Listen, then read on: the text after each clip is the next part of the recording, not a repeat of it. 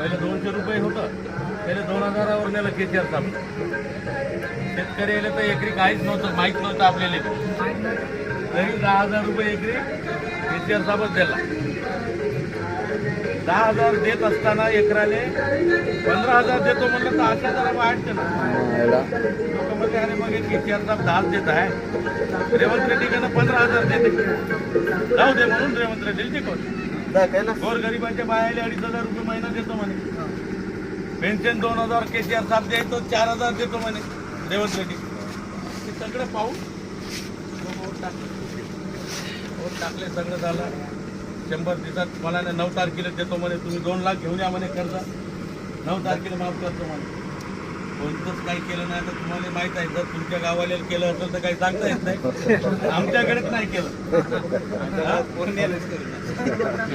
सर्व लोक फसले.